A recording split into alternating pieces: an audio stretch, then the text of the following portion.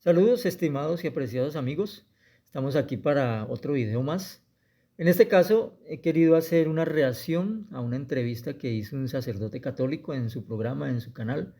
El sacerdote se llama Javier Rabasi, como pueden notar ustedes. Y pues él le hace una entrevista a unos supuestos, una pareja que supuestamente fueron testigos de Jehová, estuvieron en esta religión.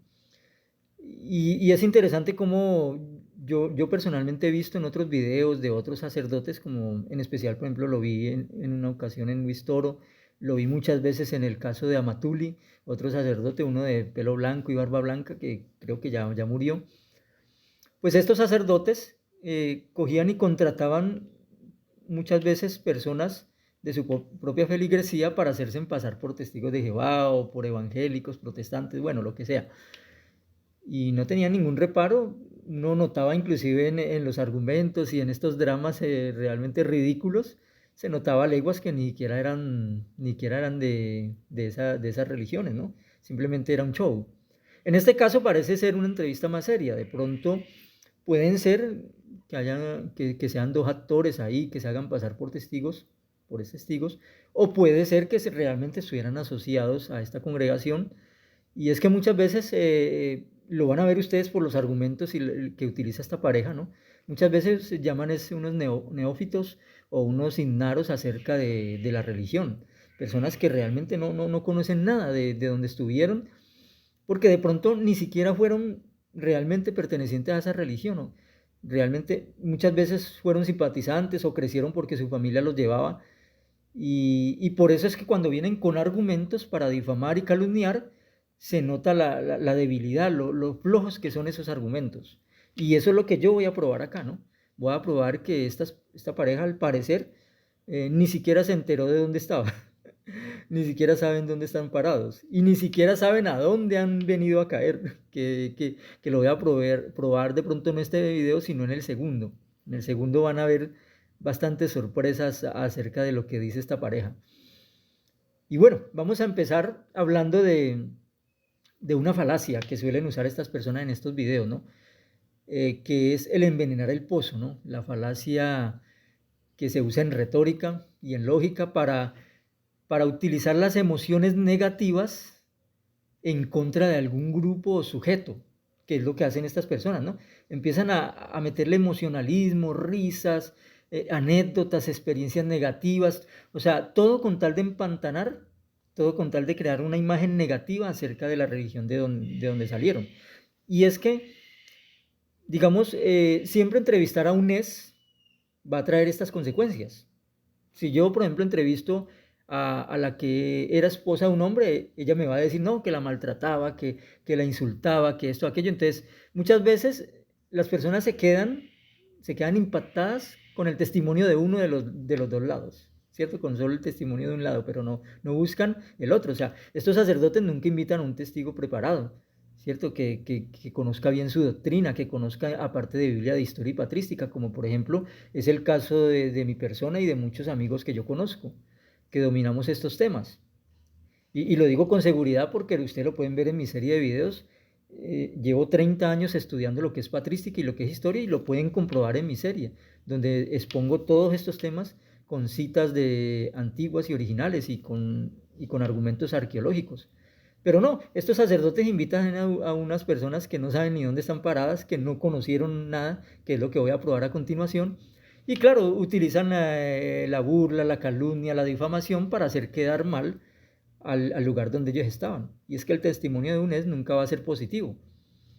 Si yo entrevisto, por ejemplo, si yo traigo aquí a un católico, a una persona que quedó harta del catolicismo, realmente la cantidad de cosas horribles que podría contar sería innumerable.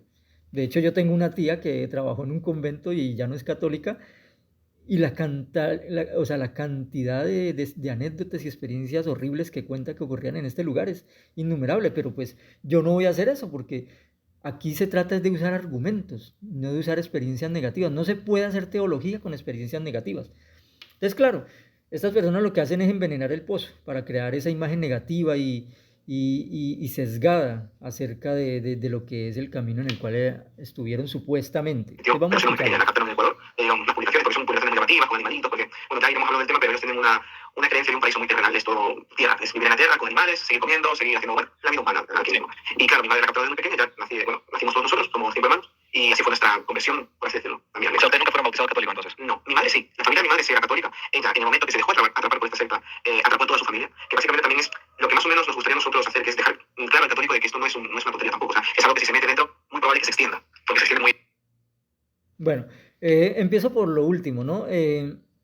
La forma en que se vilipendia y se insulta el proselitismo, el predicar, el empezar a extenderse con las buenas nuevas. Pero ¿qué le pasa a esta gente? O sea, si la predicación de las buenas nuevas, el meterse a las familias, el hablar del reino, el empezar a buscar prosélitos, discípulos, si eso lo mandó el mismo Jesucristo. O sea, ¿dónde está el pecado? ¿Dónde está el error? O sea, ¿por qué siempre atacan eso? Más bien que como católicos se procuren ellos prepararse bien para que cuando un testigo de Jehová venga, entonces a la familia, entonces les digan, no, nosotros creemos en esto y estamos firmes en esto y mire, estos son los argumentos que tenemos. Nosotros no tenemos la culpa de que la mayoría de católicos sean ignorantes y de que los pocos que son preparados no tengan argumentos contra nosotros. O sea, nosotros qué culpa tenemos. Nosotros llegamos a donde una familia y le predicamos las buenas nuevas y ya las personas verán si aceptan esas buenas nuevas o no. Nosotros tampoco le ponemos una escopeta a las personas y le decimos tienen que aceptar esto, como sí lo hacía la Iglesia Católica. La Iglesia Católica durante siglos sí amenazaba de muerte a las personas para que aceptaran su fe. Y si no, podríamos irnos al caso de los judeoconversos en España, en el siglo XIV y XV, donde se les obligó bajo pena de muerte a aceptar el catolicismo, o si no se tenían que ir y perder sus posesiones. Entonces, si vamos a hablar, hablemos con historia, hablemos con verdad.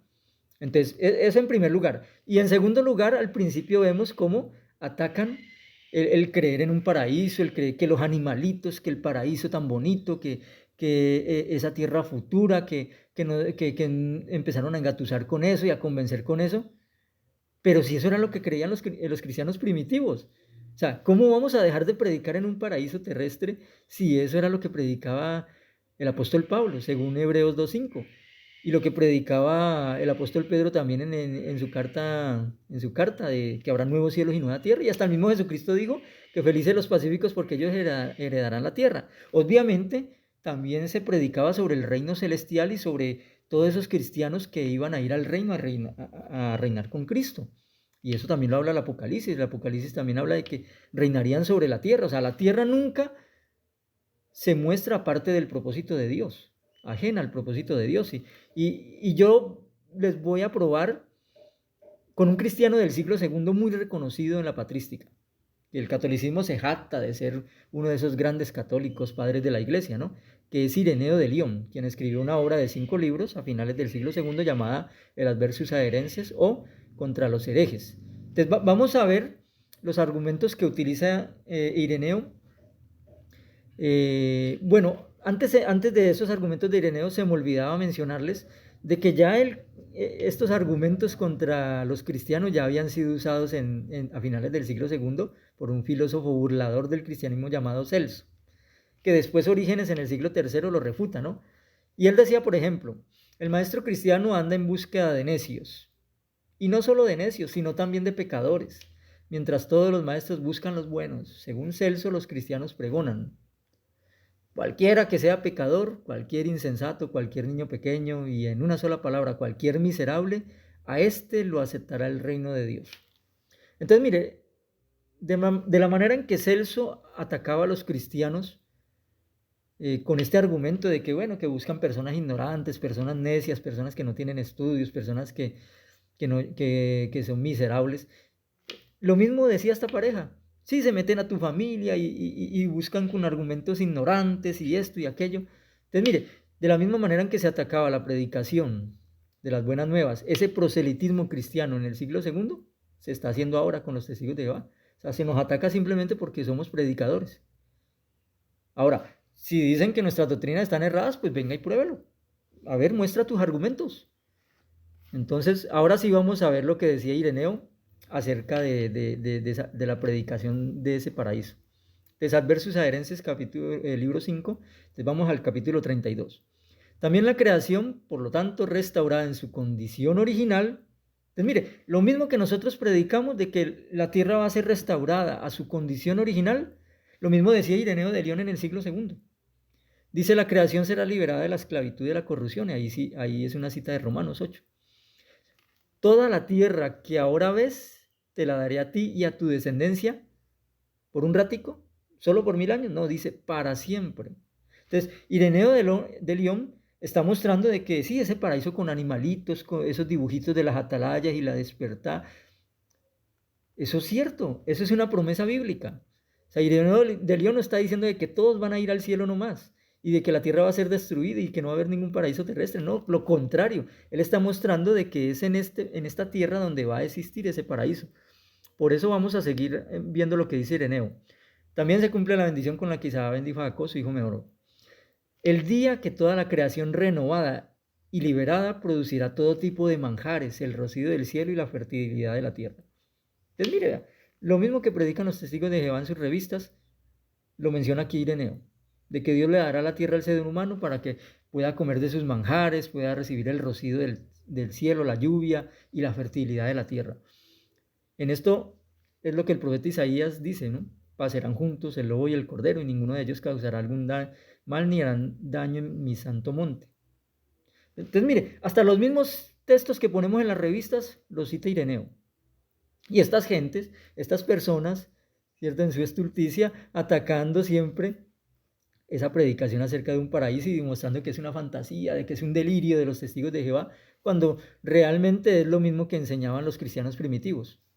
Pero seguimos, porque hay más de lo que dice Ireneo. Estos dones no pueden suponerse en una esfera superior a los cielos, porque Dios mostrará tu esplendor a toda la tierra bajo el cielo. Entonces está hablando de esta tierra, no está hablando de una tierra celestial como algunos enseñan, o de una tierra por allá espiritual en otro lugar, o de una parte del cielo que se llama tierra. No, está hablando de esta tierra que está bajo el cielo, sino en el tiempo del reino, una vez que Cristo haya renovado la tierra. Como enseñan los presbíteros, los ancianos, o sea, los obispos, o como le quieras llamar, episcopos, como le quieras llamar los que dirigían las congregaciones, dice, quienes fueran dignos de morar en los cielos entrarán en ellos. Entonces nosotros hablamos de un grupo que irá al cielo a reinar con Cristo. Pero ¿y otros? Otros gozarán de las delicias del paraíso. O sea, aquí en la tierra, porque Ireneo viene hablando de la tierra. Entonces otros poseerán el esplendor de la ciudad. Él creía también de que Jerusalén sería restaurada. Pero en todas las partes verán a Dios. Entonces todos estaremos delante de Dios, tal como lo dice el capítulo 7 de Apocalipsis, ¿no? Ese estar delante de Dios no significa estar solamente en el cielo, ¿no? Los que están en la tierra, como dice aquí Ireneo, también estarán delante de Dios. Habrá una diferencia en la habitación de aquellos que hayan fructificado al 100 por 1, al 60 o al 30. Entonces, mire, hay una diferencia de lugar. Unos serán llevados al cielo y otros se detendrán en el paraíso. Y otros habitarán la ciudad de Jerusalén. Entonces, noten cómo Ireneo habla de esos que estarán en el cielo, pero de los otros que estarán en el paraíso aquí en la tierra. Porque él viene hablando de que ese paraíso es en la tierra, no en un lugar celestial en otra esfera. Y sigue diciendo, bueno, ya dejemos a Ireneo porque sería bueno mostrar como prueba otro cristiano primitivo. Y en este caso es Justino, que escribió un poco antes de Ireneo. Entonces, si les sucede que se encuentran con algunos que se llaman cristianos y no confiesan eso, sino que se atreven a blasfemar a Dios, el Dios de Abraham, de Isaac y de Jacob, y dicen que no hay resurrección de los muertos, sino que en el momento de morir son sus almas elevadas al cielo, no los tengan por cristianos. Y eso es exactamente lo que enseña la cristiandad ahora, de la Iglesia Católica y la Iglesia Evangélica, de que una persona muere y que su alma inmediatamente sale y se va para el cielo. Y Justino dice que a esos no los tengan por cristianos. Más bien, ¿quiénes eran los que se deberían de tener por cristianos? Dice, yo por mi parte, como todos los cristianos perfectamente ortodoxos, no solo admitimos la futura resurrección de la carne, sino también 1000 años en Jerusalén reconstruida, adornada y engrandecida, como lo prometen Ezequiel, Isaías y los otros profetas. Él dice, nosotros como cristianos creemos en una resurrección futura de la carne. Es lo mismo que enseñamos nosotros, de que en el paraíso muchas personas se levantarán en cuerpos de carne y hueso para habitar esta tierra. No en espíritu o tal vez en carne y hueso también, pero para habitar los cielos. No, eso no lo dice aquí Justino. Isaías en efecto dijo acerca de este tiempo de 1000 años. Mire, la enseñanza de los 1000 años, porque habrá un nuevo cielo y una nueva tierra, y no se acordarán del pasado, y no volverán a su corazón. Construirán casas y ellos mismos las habitarán, pasarán junto al lobo y el cordero, el león, como un buey comerá paja. Bueno, mire, los mismos textos que nosotros mostramos en nuestras revistas, Y esta pareja, burlándose de eso, burlándose de que sí, llegaron y atacaron a nuestra familia con ilustraciones de animalitos y de paraísos. ¿Y eso no es lo que enseñaban los cristianos primitivos? Ah, bueno, pero sigamos. Así que empezamos también por partes. O sea, conozco lo que los libros dicen, nada más, pero nunca hablé con alguien que había salido del Testigo de Jehová. La primera cosa, ¿qué son los Testigos de Jehová? Mira, los testigos de Jehová son dos cosas, lo que ellos dicen y lo que es la realmente, ¿no? Lo que ellos dicen es que son la religión verdadera, que es el cristianismo verdadero, que se basa en que, básicamente, el típico discurso protestante, ¿no? De que la religión verdadera se contaminó en el momento que llegó el, ¿cómo se llama? El Constantino, sí. Y que ellos están haciendo lo mismo que hacían las personas del primer siglo. Exacto, se basan en esa idea. Pero va un poco más allá, porque claro, al final ellos intentan separarse y distinguirse del resto de religiones. Y sobre todo, que es lo que ya yo he visto desde fuera, ¿no? desde un punto de vista católico, es que son lo opuesto al catolicismo. No es una secta, bueno, sí, una secta protestante, no es una secta protestante como por ejemplo los evangélicos, que siguen teniendo una cruz. Ellos ni siquiera tienen una cruz, son los enemigos de la cruz. Ellos han cogido todos los dogmas católicos y les han dado la vuelta, directamente. Todo, es todo dado la vuelta. La Arcángel Miguel dice que es Jesucristo, por poner un ejemplo, ¿no? Pero claro, tú cuando te pones a estudiar todo esto, tiras un poco el vino y descubres que el fundador, que esto es bastante fuerte, está todo en internet, se puede encontrar, que es Russell, era masón. Mira, era masón. Y eso fue para mí, por ejemplo, en el momento que despertamos de todo esto, fue muy impactante porque fue como, oye, ¿cómo que esta persona es masona? Y yo, claro, tampoco sabía lo que eran los masones, porque estás en un círculo muy pequeño, muy cerrado, que tampoco miras muchas cosas. Pero claro, ya es como, qué raro suena todo esto, ¿no? Y ahora ya siendo católico, ¿no? Vemos la realidad de cosas y dice, es normal. Si un masón crea una secta, va a ser lo contrario a los católicos. Y es literalmente eso. Es el opuesto al catolicismo. Russell es un gringo, es un norteamericano, mediado del 1800, que crea una secta acá en Estados Unidos, ¿no? Así fue. Exacto. Y el hombre, este hombre, ¿qué es lo que era? Era protestante, era católico, no era nada. En principio, lo que ellos cuentan es que era una persona, bueno, de una familia un poco adinerada, que era adventista, que más o menos estuvo metido dentro de los adventistas, pero se dio cuenta que era mentira y tenía la verdad. O sea, es un iluminado. Al final es el típico patrón de iluminado de turno. Básicamente también cuenta la historia, lo que te enseñan los testigos, ¿no? Hay un... Bueno, como ustedes verán, ¿por qué les estaba hablando de que llevan a personas ignorantes a estos programas? Personas que ni siquiera conocen dónde estuvieron, ni siquiera saben dónde estaban paradas. En ningún momento la historia de Russell, sea que usted la lea en el libro Proclamadores o en otra fuente, en ningún momento dice que Russell era adventista con su familia. Él era presbiteriano. O sea, su familia inicialmente cuando él era niño, él fue criado en el presbiterianismo. Pero él cuando llegó a la adolescencia empezó a dudar de todo eso y se alejó. Dice que él se volvió probablemente agnóstico o ateo porque él dejó de creer en las cosas de las escrituras. Y dice que después, pasando por un callejón, escuchó un coro adventista por ahí en un pequeño localcito y le gustó y se metió y le gustó la prédica de los adventistas y eso le renovó su fe en las escrituras. Pero no dice que se haya vuelto adventista ni que se haya bautizado adventista en ningún momento. Él se asoció muy corto tiempo con ellos, solo fue a unas reuniones y decidió cortar con ellos porque él veía que tenían cosas buenas, pero que en otras cosas no concordaban con lo que él veía en las escrituras. Entonces, esta pareja no sabe ni siquiera quién era Russell, según eso. Ni siquiera dónde estaba Russell. Ahora, me parece interesante otra cosa que dice que los testigos de Jehová desprecian la cruz. Bueno, otro acto de ignorancia de estas personas. ¿Hasta cuándo tendremos que soportar la estulticia de estas personas? Por favor, o sea, ¿por qué estas personas no se documentan y no estudian bien? Si realmente estuvieron en los testigos de Jehová, ¿por qué no estudian bien? Porque es que, vamos a la realidad. La realidad es que existen varios tipos de cruces. Entonces está la cruz inmisa, como ustedes ven ahí, la cuadrata, está la cruz de San Andrés, que es la X, o sea, donde supuestamente un mártir cristiano fue ajusticiado, ¿no? En una X. Y hay varios tipos de cruces, la cruz latina y muchas más. Pero si ustedes ven al final de la lámina, hay un tipo de cruz que se llama la cruz simple. La simples es solo un poste, ¿cierto? Es solo un poste vertical. Bueno, nosotros los testigos de Jehová creemos en ese poste vertical, porque creemos que el término estauros, que se refleja en los evangelios, debe traducirse como un madero, como un poste vertical, más no como una cruz de dos piezas. Bueno, ya para mostrar nuestros argumentos me tocaría hacer un video específicamente sobre la cruz.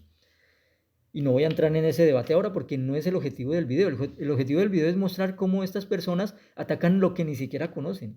O sea, nosotros no despreciamos la cruz. O sea, nosotros no despreciamos el estauros bíblico, el estauro del Nuevo Testamento en el que fue colgado Cristo. Nosotros lo que no creemos es en la forma latina de la cruz. O sea, eso es lo que tienen que entender estas personas. Creemos es que ese estauros era un poste vertical. Bueno, ya los argumentos a favor o en contra los veremos en otra ocasión, pero eso primero para tenerlo en cuenta. Ahora, este personaje dice, no, es que descubrí que Russell era masón. ¿Dónde lo descubrió? Claro, lo descubrió por medio de los enemigos de Russell, por medio de personas que se dedican a difamar. Claro, él dio un discurso en un templo masón, pero es que Russell no solo daba discursos en templos masones, sino en toda clase de templos de la cristiandad, porque en ese momento la congregación de los testigos de Jehová no estaba plenamente conformada. Entonces Russell era un predicador que iba a cualquier templo donde lo invitaran, y fue a un templo masón, y utilizó lenguaje, digamos, de asimilación, lenguaje que en común con estas personas, como lo hacía Pablo. Pablo dice que al judío se hacía judío, al griego se hacía griego. Entonces, claro, Russell utilizó algunas ilustraciones de esta gente, pero no significaba que fuera masón. Entonces, claro, dicen, pero es que en las publicaciones se usaba esta cruz coronada. Pero es que como ustedes pueden ver ahí, la cruz coronada no solo la usaron los testigos de Jehová en su revista, la usaba la cristiandad también. La usaban las iglesias, inclusive aún la usan en muchos vitrales de las iglesias católicas e inclusive protestantes. Se utiliza la cruz coronada como símbolo. Ustedes lo pueden observar ahí, eso es fácilmente comprobable, inclusive hasta en sotanas. Hasta en sotanas se puede ver la cruz coronada. Entonces por un símbolo que utilizaba toda la cristiandad, vamos a condenar a Russell. Aparte de eso, ustedes pueden ver aquí en una página de la francmasonería, los mismos masones en sus páginas y en sus archivos muestran de que Russell no era masón, de que Russell en ningún momento estuvo asociado a la masonería, ni perteneció a ese grupo. Ustedes lo pueden ver aquí libres, aquí en esta página de la masonería. O sea, simplemente muestra que Russell en sus discursos utilizaba palabras en común con esta gente. Y dice al final, esta parte me interesa, ¿no? Aunque a menudo se afirma que el monumento piramidal erigido en la memoria de Russell es una prueba de que era un masón, la Gran Logía de Pensilvania, la Gran Logía de Irlanda y la Gran Logía Unida de Inglaterra no tienen constancia de su afiliación. Ahora, ¿por qué le hicieron un monumento piramidal cuando él murió? Los otros hermanos. Simplemente porque él creía que las profecías de Isaías y algunas profecías bíblicas estaban asociadas con las pirámides de Egipto. No era que él fuera masón, era simplemente una idea errónea que tenía de una interpretación bíblica. Eso simplemente fue lo que pasó. Pero bueno, es un tema que de pronto habría que meterse un poquito más profundo en él. Sigamos. ¿Por qué? Típica pregunta, ¿eh? Yo cuando a veces me preguntan, padre, ¿qué Biblia me recomienda? Yo recomiendo siempre la Biblia está porque me parece la mejor en los comentarios y todo. Pero si no, le digo, mira, hay un par de tips para saber si es una Biblia católica o no, si es buena o no. O si es católica y a su vez católica además es buena, porque puede ser que sea católica, pero tiene algunos errores. Una cosa que le digo, no pasa nada, Isaías 7:14, miren lo que dice el texto. Si dice, he aquí que una virgen concebirá y dará a un niño, bla, bla, bla, bueno, entonces es probablemente una Biblia católica. Si dice, he aquí que una joven, que una niña, que una persona, ahí las antenas. Después, si se habla de Dios como Yahvé o Yahvé, etcétera, bueno, bastante confiable. Si se habla de Dios como Jehová, no, porque es una traducción de los testigos de Jehová. Bueno, pregunta, porque si uno se va a los textos previos a 1800, a Russell y compañía, no se van a encontrar un contexto donde diga Jehová, ¿no? ¿De dónde surge esto? Porque a partir del nombre Jehová, supuestamente entre comillas, surge la denominación testigos de Jehová. Testigos de Dios sería una cosa así, ¿no? ¿De dónde sacaste esta? Porque es un invento. Ustedes seguramente lo conocen. Sí, el invento también viene de la idea del tetragramatón, ¿no? Es YHWH. Ellos te dicen que básicamente por dudas las palabras, las letras en hebreo de Dios, ¿no? O sea, sí, las letras en hebreo de Dios. Y ellos ya, por ejemplo, te dicen, no, es que la Y evolucionó en J. Ok. Ya, esa es la primera premisa. Y ya luego, como es JHWH, pues le ponemos letras. Y ya sale Jehová. Ok. Y ese es el nombre de Dios. Pero el problema es que la explicación es tan absurda. Pero es la explicación que te tienes que comer. Tú no haces el ejercicio de investigar, no haces el ejercicio de poner duda, ¿no? Oye, pero si ya existe el Yahvé de toda la vida, ¿por qué ahora tiene que ser? No, porque si tú te pones en contra ya de ellos, ya te tildan de, ¿cómo que se llamaba? De rebelde, de que no te dejas someter bajo la autoridad que Dios ha puesto en la tierra, que es esta gente, de apóstata. Y claro, no hay mucha profundidad a la hora de hablar de la teología de ellos, porque no, es que es así y así es. Y como ellos proclaman la fe y la verdad, y ellos dicen que Jehová así. Bueno, ya aquí fue la etapa, o sea, ya no solo la ignorancia supina es de parte de esta pareja, sino que también del sacerdote. O sea, es increíble cómo dice que antes de 1800 no se usaba el nombre Jehová, que esto se lo inventaron los testigos de Jehová. O sea, ¿de dónde saca esto? Se supone que tiene años de teología, por favor. Y encima de eso, esta pareja, un argumento ridículo que realmente no tiene asidero, y nos dicen que simplemente los testigos de Jehová convirtieron la Y en J. O sea, así de simple, o sea, ese es el argumento. Y con ese argumento, según eso, se salieron. No. Es increíble. Vamos a ver realmente, vamos a rebatir eso. Resulta que la J simplemente es una cuestión de idiomas. Porque si nos vamos al nombre divino Jehová, en otros idiomas ni siquiera es con J. O sea, hay idiomas donde es con la I, y Jehová, como por ejemplo ahí en rumano. Ahí hay otros idiomas donde es con la I. Y hay otros idiomas donde es con la Y, Jehová. Como por ejemplo vemos el cantonés ahí. Y inclusive en el japonés es con la E. Y en el italiano es con la G. O sea, Cuando hablamos de Jehová, hablamos desde una pronunciación del tetragramatón. O sea, el nombre de Dios es el tetragrama. Simplemente lo que nosotros hemos hecho es adquirir una pronunciación que se viene usando durante siglos, no desde el año 1800, como dice el sacerdote. Y vamos a comprobar de que no es del año 1800.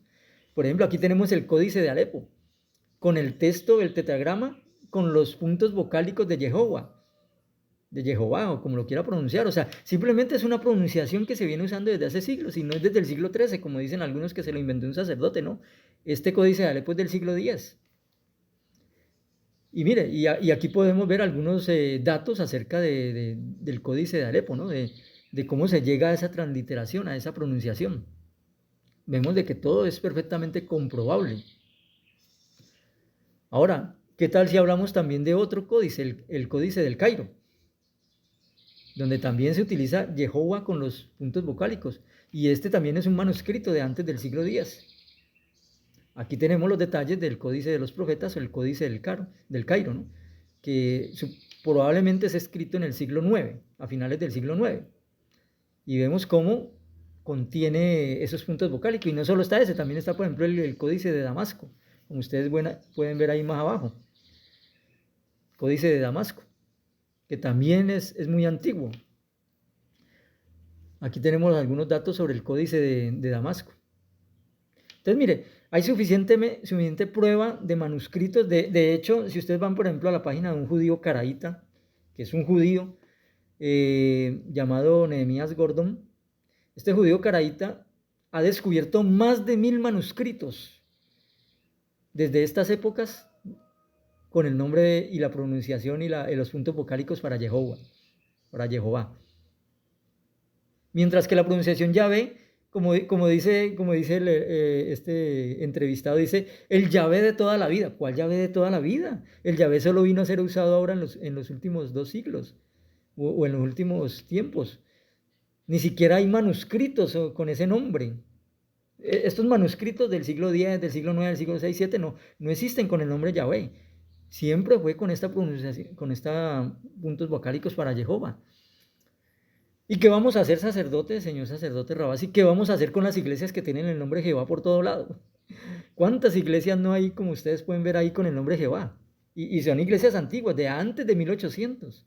Los testigos de Jehová nos han inventado ese nombre. Ese nombre viene de mucho antes, en la misma iglesia católica.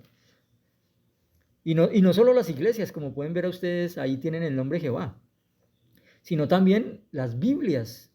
Por ejemplo, esta Biblia, que, bueno, esta no es la Biblia, este es un libro católico, el texto de la obra Pugio Fidei Christianae, original de 1270, o sea, estamos hablando del siglo XIII. Entonces, mire, esta obra del siglo XIII, de un católico, ya utilizaba el nombre Jehová, como lo pueden ver ustedes ahí. Por eso dice una página católica, esta página se llama Ciprensa, la pueden ustedes consultar en una página católica, dice, en efecto, la primera referencia escrita de la palabra Jehová como el nombre de Dios que aparece en Éxodo 3, 14, 15, es el libro escrito por el padre, mire que era un sacerdote, Raimundo Martí, titulado Pugio Fidei Christianae, escrito en latín y en hebreo. Entonces, mire, fue un sacerdote dominico y un experto orientalista, no era cualquier sopenco de las redes de hoy en día que dice que Jehová es un nombre falso y es un nombre satánico y esto, no. Era un tipo experto en los escritos de la época y orientalista. Aparte de eso, ¿qué vamos a hacer con el nombre de Jehová en algunas Biblias católicas? Como por ejemplo en la Vulgata. Vamos a ampliar el Salmo 82:19 de la Vulgata, que en nuestras Biblias es Salmo 83:18. Vamos a ampliarlo un poquito más para que ustedes vean de que no estamos hablando con cuentos. Y conozcan que te es propio el nombre de Señor o de Jehová. Es una paráfrasis, ¿no? Pero está ahí. A pesar de que es una paráfrasis, el Jehová está ahí en el texto. Y todo católico que lea esta Biblia Torres Amá va a ver el nombre ahí. Y no solo lo va a ver en el texto, sino que lo va a ver en las notas. Mire una nota de esta Biblia, la Biblia Petisco, que es la Torres Amá. Ya no en Salmos, sino en otro texto, en Éxodo 3. En el hebreo se lee mi nombre Jehová, con J, Jehová. Mas el autor de la versión Vulgata, ejemplo de los hebreos, por respeto a este nombre, ha sustituido al de Adonai, el de Adonai. Y aunque no fue conocido el nombre de Jehová en tiempo de los patriarcas, Moisés al escribir el Génesis lo adoptó como el más propio de Dios. Entonces mire, hasta en las notas de estas Biblias católicas también está el nombre de Jehová. Y no solo, miren, en todos estos lugares de la Biblia Torre Jamá, sea como paráfrasis, o sea, en las notas está el nombre de Jehová. Entonces, ¿por qué van a venir a decir que los testigos de Jehová se inventaron eso en su Biblia? ¿Qué dice nuevamente la página católica? La Iglesia Católica ha utilizado la palabra Jehová desde el siglo XIII de nuestra era. En efecto, la palabra Jehová aparece en las siguientes traducciones católicas de la Biblia. Entonces, mira, hay varias Biblias donde aparece esa forma de pronunciar el nombre divino. Desde el siglo XIII. Y como ya le mostré, hay manuscritos inclusive hasta desde el siglo VIII y IX, donde ya también estaban los puntos vocálicos para esa pronunciación Jehová. Entonces, ¿por qué el sacerdote dice que antes de 1800 no se conocía y que se lo inventaron los testigos de Jehová? Y aparte de eso, me pareció muy interesante lo que dice esta página católica aquí. Es importante, por lo tanto, utilizar con mucho respeto el término Jehová, pues durante unos 700 años los católicos así denominábamos a Dios y en algunas Biblias católicas aún aparece. Por otra parte, en el diálogo con los hermanos separados, especialmente con los testigos de Jehová, es recomendable usarlo. Utilizarlo en conversaciones con ellos se encuentra una mejor recepción del mensaje. Entonces, mire, hasta las mismas páginas católicas recomiendan usar este nombre y respetarlo. Y vienen estos atarantados de las redes sociales y de estos videos y de estas entrevistas a denigrar y atacar el nombre divino o la pronunciación Jehová. Que a mí personalmente, yo les digo, a mí me da lo mismo si se pronuncia Jehová o Yahweh, o Yago, o como usted lo quiera pronunciar. O sea, para mí lo importante es utilizar ese nombre divino y respetarlo. Y sin embargo, estas personas lo pisotean. Por eso dice la Biblia, por eso dijo Jesucristo que no se le puede echar perlas a los cerdos porque las van a pisotear. Y es triste ver cómo el propio nombre divino lo pisotean de las maneras que lo están pisoteando en las redes sociales. Y los propios católicos, que ni siquiera hacen caso a sus líderes.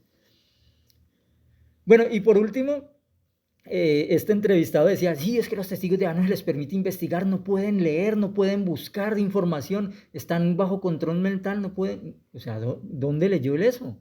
¿Dónde leyó que no podíamos investigar y que no podíamos estudiar? Al parecer esta persona ni siquiera, o sea, se supone que estuvo años en la congregación y durante todas las reuniones, durante muchos años, este libro, el libro Benefíciese, que era el libro base para la escuela teocrática, el libro que utilizábamos para dar consejo a los estudiantes. Y mire lo que nos dice el libro Benefíciese en la página 33. Por último, ¿qué fuentes de información están a su alcance? Aparte de las que tiene en casa, ¿hay más en la biblioteca del Salón del Reino? ¿Le permitirían los hermanos que llevan muchos años sirviendo a Jehová examinar las que poseen? ¿Existe alguna biblioteca pública cercana con horas de consulta que podría utilizar? Entonces, mire, el beneficio se recomendaba para los estudiantes de la Biblia de investigar en las bibliotecas del Salón del Reino, de las congregaciones. Pero también habla de biblioteca pública, que se puede ir a una biblioteca pública e investigar. ¿Dónde dice aquí de que no se puede investigar por fuera? Y es más, dice, en particular, sea cauteloso si recopila fuentes de datos seglares. O sea, no está hablando de prohibir consultar fuentes seglares, sino de simplemente tener cuidado y reconocer, o más bien cerciorarse de que sea una información correcta y fidedigna, de que sean datos comprobables. Pero en ningún momento está prohibiendo ir a literatura seglar o ir a fuentes externas como las bibliotecas públicas. Y es más, mire una sugerencia, por ejemplo, que se le da a los jóvenes en esta publicación que para lo que los jóvenes preguntan, dice, aprenda a apreciar nuevos géneros. Lara, de 17 años, dice, a mí me es más fácil que me cautive un clásico que una novela moderna. Me encanta todo, el estilo, los personajes, la trama. Entonces, mire, ¿no? Hasta se les recomienda a los jóvenes leer textos clásicos. Y es más, dice aquí, también en el libro de los jóvenes, como se ve, es mejor evitar las novelas que despierten sentimientos inmorales o que lleven a unas expectativas poco realistas. Entonces, en vez de leer novelas eróticas y de amoríos y esto, aquello de inmoralidad, dice, ¿por qué no extiendes tu interés y tratas de leer otras clases de libros como libros de historia o ciencia? ¿Desde dónde se nos prohíbe a nosotros leer historia o ciencia? Leer arqueología, ir a una biblioteca pública, leer fuentes seglares, en ningún momento. ¿Por qué tienen que venir a difamar y a calumniar y a decir lo que no es? ¿Por qué tienen que tratar con improperios a una congregación y venir a sesgar lo que ellos creen? A decir de manera sesgada lo que ellos creen. Lo que pasa es que a nosotros sí se nos prohíbe o se nos advierte, eso sí, en cuanto a literatura, que sea basura, que sea veneno. Entonces, en ese caso, nosotros hablamos mucho en contra de la literatura apóstata porque está llena de calumnia, de falsas argumentos, de argumentos sesgados en contra de nosotros, de verdades a medias dichas maliciosamente. Entonces, nosotros sí, a este tipo de fuentes no acudimos porque sabemos que las fuentes de UNES no son confiables. Así como si yo traigo aquí un católico, me puede decir una cantidad de barbaridades acerca de la Iglesia Católica, pero yo no hago eso porque yo quiero ir es a las fuentes, a los propios textos católicos, al catecismo, a sus creencias, a sus concilios, a las bulas papales. Es a eso lo que hay que acudir para realmente argumentar. No se puede hacer teología con literatura basura de desintegrantes que solo quieren denigrar y atacar. Es a eso a lo que nosotros evitamos. Pero lo otro no, ya les mostré que nosotros podemos acudir libremente a literatura seglar, a bibliotecas públicas, a fuentes externas de ciencia y de historia. Entonces lo que hacen estas personas es utilizar la otra falacia, que es la falacia del hombre de paja, que es deformar lo que nosotros creemos. Y lo más triste es que estas personas dicen haber estado acá, en este lugar, y parece que no hubieran aprendido nada. Porque vámonos a la realidad, estas personas no es que no hayan aprendido nada, es que no quisieron aprender. En realidad fueron personas que solo calentaron puesto. Y por eso salen y empiezan a difamar, porque ni siquiera se preocuparon por investigar la verdad que se les estaba enseñando. Yo sí lo he hecho. Yo sí desde que recién me bauticé en los Testigos de Jehová, empecé a investigar a ver si era cierto lo que decían y empecé a leer historia patrística, que yo ya venía muchos años leyendo historia. En realidad desde los 13 años empezó mi afición por la historia y la patrística. Pero yo empecé a asesorarme aún más, empecé a investigar aún más para comprobar de que era cierto lo que me decían. Pero no, estas gentes se quedan simplemente con esto porque utilizan esta falacia para representar erróneamente lo que nosotros creemos, como lo acabé de demostrar con lo de que no podemos investigar ni podemos leer. Y entonces, ¿qué pasa? Cuando se nos ataca por ese lado, pues para ellos es más fácil decir, no, es que son ignorantes, es que no saben nada, como decía Celso, ¿no? No, es que son necios, son personas ignorantes, le predican a esas personas incultas. Entonces, claro, lo hacen es precisamente para crear esa imagen negativa. Entonces, por último, a estas personas les aplica las palabras del sabio, saben poco, pero opinan como si lo supieran todo, como si hubieran aprendido mucho cuando realmente en sus argumentos se demuestran muy flojos. Y de esta manera hemos terminado esta primera parte, esta primera entrega, ¿no? Vendrá la segunda entrega pronto, el segundo video acerca de esta entrevista.